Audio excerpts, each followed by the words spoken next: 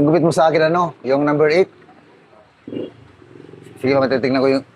Titignan ko maya yung likod niya kung anong kakalabasan niya. Basta number 8 ako. Yan.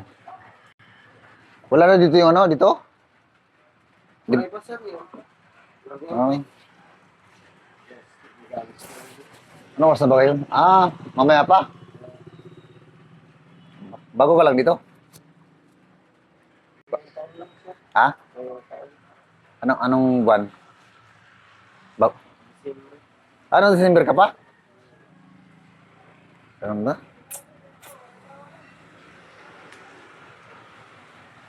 Yung dati dito na isa, wala na rin? Yung, ha? Umiwas na. Yung sa San Jose de Buwan?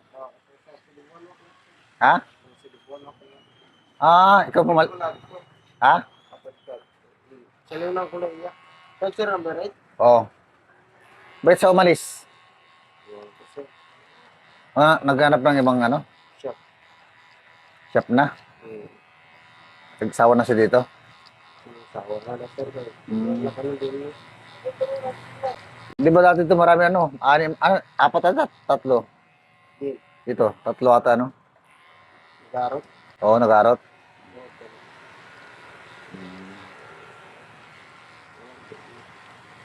Naglipat na rin siya. Nagtagal siya dito, no? Nagtagal ba? Isang taon na tayo yun eh.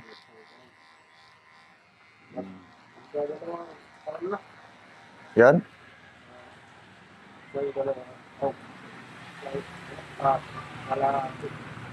Sa ano ba? Sa isang araw, nakakailang ano ka man? Ilang gupit?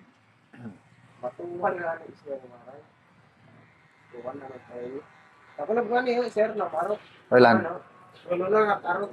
Tulula? Oo, kay ito paras na kami dito nga shop. Ha? Paras na kami dito nga shop. Wari customer? Waray sir. Garabit sir magdulo. Datagap. Tulula. Kitang laaga. Di marami kasi nagbukas ng mga barbershop ano? Oo sir, damo nga Dito kasi sa Kuano, dyan marami din yun. Marami. Tapos damo na aro. Diyan sir. Oo, meron dyan eh. Di ba? Oo, may Oo, kumbaga, ano ba? Tapos Na, dun sa kanto meron. oo.